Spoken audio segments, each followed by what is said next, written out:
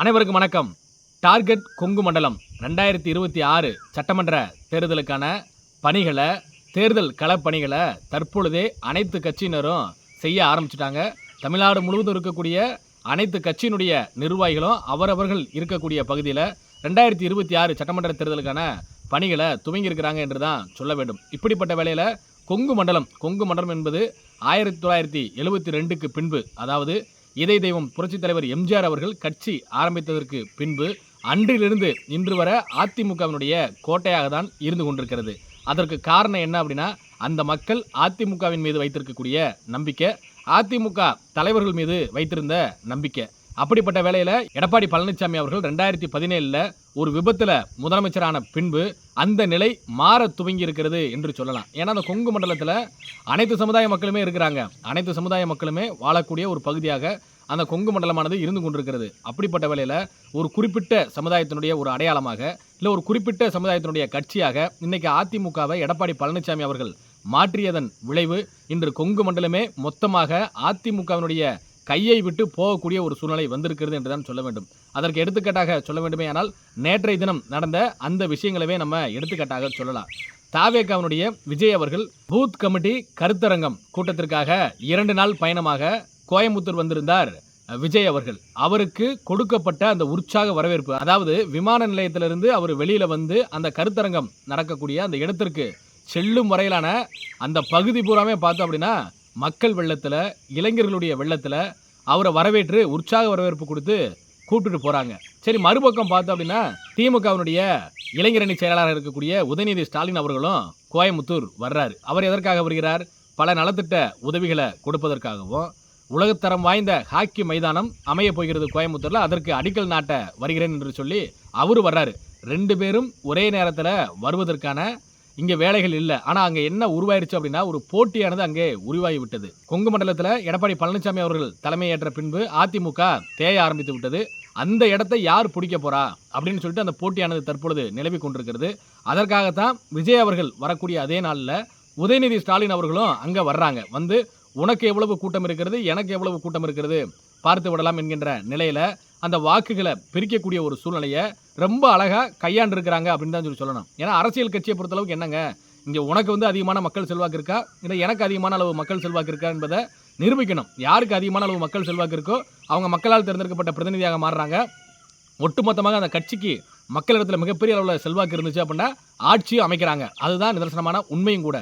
அப்படி இருக்கும்பொழுது இவங்கெல்லாம் வாக்கு அரசியலுக்கான அந்த தேவையை, அந்த அவசியத்தை தற்பொழுதே ஆரம்பித்து களத்தில் களப்பணி செய்ய ஆரம்பிச்சிட்டாங்க. கொங்கு மண்டலத்தை ஏறக்குறைய 50 ஆண்டுகளுக்கு மேலாக நம்மளுடைய கோட்டையாக வைத்திருந்த இருபெரும் தெய்வங்களுடைய வழியில் வந்த ஐயா ஓபிஎஸ் அவர்களை இன்னைக்கு எடப்பாடி பழனிசாமி அவர்கள் கட்சியிலிருந்து வெளியேற்றிட்டார். வெளியேற்றியதனுடைய விளைவு என்ன? இன்னைக்கு கொங்கு மண்டலத்தில் கோயம்புத்தூர்லையும் பொள்ளாச்சிலையும் நடந்து முடிந்த நாடாளுமன்ற தேர்தலில் அதிமுக 3வது இடத்திற்கு போனது தான் எடப்பாடி பழனிசாமி அவர்கள் செய்த சாதனை. இன்னைக்கு இந்த 2 கட்சியை சேர்ந்த தலைவர்கள் வந்து அங்கே வந்து பிரச்சாரம் பண்ணுறாங்க, ரோடு ஷோ நடத்துகிறாங்க, இளைஞர் பட்டாளத்தை தங்கள் பின்னாடி திருப்புவதற்கான வழிவகைகளை செய்து கொண்டிருக்கிறாங்க, பல நலத்திட்ட உதவிகளை செஞ்சுட்டு இருக்கிறாங்க, பூத் கமிட்டி சம்பந்தமான வேலைகளை பரபரப்பாக செஞ்சுட்டு இருக்கிறாங்க. இதையெல்லாம் எடப்பாடி பழனிசாமி தரப்பினர் என்ன பண்ணிட்டு இருக்கிறாங்க? வேடிக்கை பார்த்துட்டு இருக்கிறாங்க.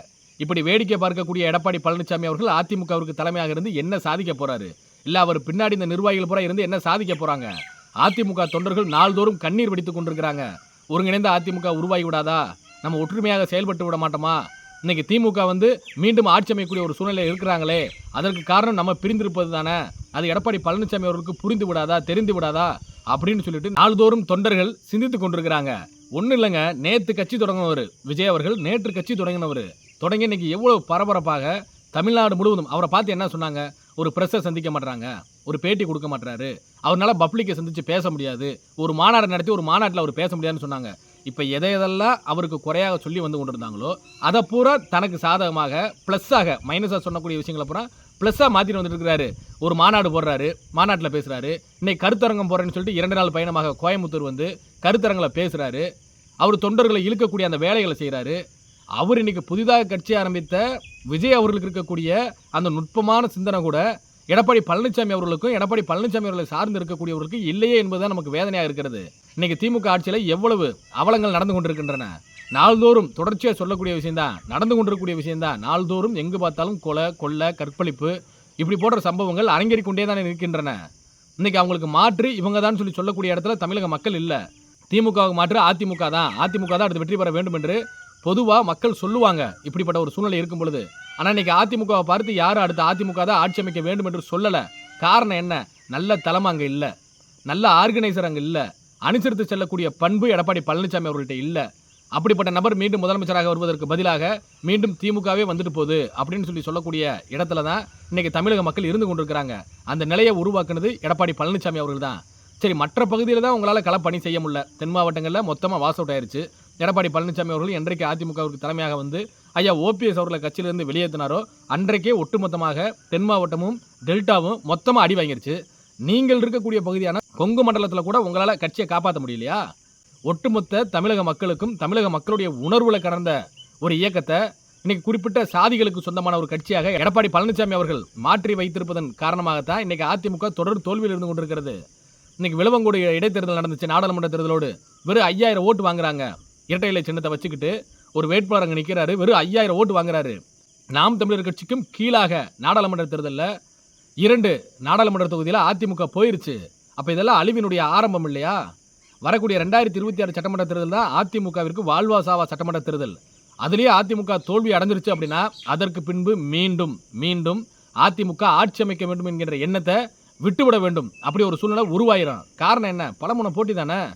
இன்னைக்கு திமுக ஆளும் கட்சியாக இருக்கக்கூடிய திமுக இன்னைக்கு கோயம்புத்தூரில் உதயநிதி ஸ்டாலின் அவர்கள் விஜய் அவர்கள் வரக்கூடிய அதே நாளில் தனக்கும் இவ்வளவு மாசு இருக்கிறது, தங்களுக்கும் இவ்வளவு செல்வாக்கு இருக்கிறது அப்படின்னு சொல்லிட்டு காண்பிக்க வேண்டிய அவசியம் என்ன? அப்போ அவங்க போட்டியாக யாரை கருதுறாங்க? அப்போ விஜய் அவர்களை தான் திமுக போட்டியாக கருதுகிறதோ என்கின்ற எண்ணத்தை, ஒரு யூகத்தை தற்பொழுது வெளிக்கொண்டு வந்திருக்கிறது அப்படின்னு தான் சொல்லணும். இல்லை அப்படின்னா விஜய் அவர்கள் வரக்கூடிய அன்னைக்கு உதயநிதி ஸ்டாலின் அவர்கள் வர வேண்டிய அவசியம் இல்லைங்க. மாற்று ஒரு நாளில் வந்திருக்கலாம், வேறு ஒரு நாளில் வந்துட்டு போயிருக்கலாம். அதே நாளில் தங்களுடைய பலத்தை காண்பிக்க வேண்டும் என்று வருகிறார்களே. ஆனால் அப்போ திமுக விஜய் அவர்களை பார்த்து பயப்படுகிறது. திமுகவிற்கு மாற்றாக தாவேகாவை தமிழக மக்கள் கொண்டு வந்து விடுவாங்க அப்படின்னு சொல்லிட்டு திமுக எண்ணுகிறது. அதனுடைய விளைவாகத்தான் விஜய் அவர்கள் வரக்கூடிய அதே நாளில் உதயநிதி ஸ்டாலின் அவர்கள் வந்திருக்கிறாங்க. சரி, மறுபக்கம் பார்த்தோம் அப்படின்னா யாருக்கு போட்டி 2026ல்? எடப்பாடி பழனிசாமி என்ன சொல்றாரு? என்னுடைய தலைமையில் இன்னைக்கு என்டிஏ கூட்டணியில் நாங்கள் அங்கம் வகித்து கொண்டிருக்கிறோம், இன்னும் பல கட்சிகளை இங்கே சேர்த்துருவோம், 2026ல் உறுதியாக ஆட்சி அமைக்கிறோம்னு சொல்லிட்டு எடப்பாடி பழனிசாமி சொல்லி கொண்டிருக்கிறாரு. அப்படி பார்த்தா திமுக அதிமுக செய்யக்கூடிய ஒவ்வொரு வேலைக்கும் எதிர்வினைகளை, இல்லை அதிமுக செய்யக்கூடிய ஒவ்வொரு வேலைகளுக்கும் தங்கள் தரப்புல இருந்து ஆப்போசிஷன் ரியாக்ஷனை காண்பித்திருக்கோம். ஆனால் எடப்பாடி பழனிசாமி அவர்களை ஒரு பொருட்டாகவே திமுக பார்க்கல அப்படின்றது தான் தற்பொழுது இருக்கக்கூடிய கள நிலவரமாக இருந்து கொண்டிருக்கிறது. 2026 மீண்டும் சொல்லக்கூடிய அந்த வார்த்தை தான். 2026 அதிமுகவிற்கு வாழ்வாசாவா தேர்தல். அந்த 2026 நம்ம தவற விட்டுட்டோம் அப்படின்னா மீண்டும் தேர்தல் களத்திற்கு அதிமுக சென்று ஆட்சியை அமைக்க வேண்டும் என்கின்ற எண்ணத்தை விட்டுவிட வேண்டும். அப்போ ஆட்சியை பிடிக்கணும்னா அதற்கு என்ன செய்யணும்? ஒருங்கிணைந்த அதிமுகவை உருவாக்கிடணும். ஒருங்கிணைந்த அதிமுகவை உருவாக்கவில்லை அப்படின்னா திமுக விசஸ் தாவேகா அப்படின்ற ஒரு சூழ்நிலை தமிழகத்தில் வந்து விடலாம். இல்லை திமுக விசஸ் நாம் தமிழர் கட்சி என்கின்ற ஒரு சூழ்நிலை தமிழகத்தில் வந்து விடலாம். இன்னுமே சொல்ல போனால் திமுக விசஸ் என்டிஏ கூட்டணி என்கின்ற ஒரு சூழ்நிலை கூட வந்து விடலாம். ஏன் அப்படின்னா எடப்பாடி பழனிசாமி அவர்களை தனித்து விடப்படுவதற்கான வாய்ப்புகள் அதிகம். அவர் வெறும் 20% வாக்குக்கு சொந்தக்காரராக இருந்து கொண்டிருக்கிறார். அந்த 20% வாக்கும் எடப்பாடி பழனிசாமி அவருடைய தலைமைக்காக விழுந்த வாக்கு அல்ல. இரட்டை இலை சின்னத்தை வச்சுக்கிட்டு நடந்து முடிந்த நாடாளுமன்ற தேர்தலில் 20% வாக்கை எடுத்தார். வெறுமனே அவருடைய தலைமைக்கு அவருக்காக விழுந்த வாக்கு அது அல்ல. அவருக்காக விழுந்த வாக்கு அப்படின்னு சொல்லி பார்த்தோம் அப்படின்னா வெறும் 5% வாக்கு தான் எடப்பாடி பழனிசாமி அவர்களுக்காக விழுந்திருக்க கூடும். எடப்பாடி பழனிசாமி அவர்கள் நினைச்சிட்டு இருக்கிறாரு, நம்ம தான் திமுக ஒரு அண்டர் டீலிங்கில் இருக்கோம்ல, நீங்கள் ஆளும் கட்சியாக இருந்து கொள்ளுங்க, என்னைய எதிர்கட்சியாக அந்த வரிசையில் அமர வைங்க, நான் தான் எதிர்கட்சி தலைவராக இருக்க வேண்டும், அது நமக்கு போதும்னு சொல்லிட்டு ஒரு ஒப்பந்தம் போட்டிருக்கிறார்கள் எடப்பாடி பழனிசாமி அவர்கள். இதே நிலை தற்பொழுது இருக்கக்கூடிய நிலை தொடர்ந்துச்சு அப்படின்னா அதற்கே பங்கம் வந்துருங்க. எப்படி எதிர்கட்சியாக வருவார் எடப்பாடி பழனிசாமி அவர்கள்? திமுக வெற்றி பெறுவதற்கு நீங்கள் வேண்டுமானால் உதவி செய்யலாம். நீங்கள் எதிர்கட்சியாக வரணும்னா ஒரு 20-25 சட்டமன்ற உறுப்பினர்கள் நீங்கள் பெறணும்ல, 27 சட்டமன்ற உறுப்பினர்களாவது, அது உங்களால் பெற முடியுமா? அப்போ அதுவும் பறிபோகக்கூடிய ஒரு சூழ்நிலை இருந்து கொண்டிருக்கிறது. இந்த நிலையெல்லாம் மாற வேண்டும். பழையபடி பீனிக்ஸ் பறவையாக அனைத்து இந்திய அண்ணா திராவிட முன்னேற்ற கழகம் வெற்றி பாதைக்கு திரும்ப வேண்டும். அப்படி ஒரு சூழ்நிலை வர வேண்டுமேயானால் அதற்கு ஒருங்கிணைந்த அதிமுக உருவாக வேண்டும். ஐயா ஓபிஎஸ் அவர்கள் சொல்வது போல ஒத்தையாக இருந்தால் நம்மை உடைப்பது எளிது, கத்தையாக இருந்தால் நம்மை உடைப்பது கடினம் என்று சொன்னார்கள். அதுபோல ஒற்றுமைக்கு வழிவகுத்து இருபெரும் தெய்வங்களுடைய ஆட்சியை 2026 அமைத்திடுவோம். ஒன்றுபடுவோம், வென்று காட்டுவோம். நன்றி, வணக்கம்.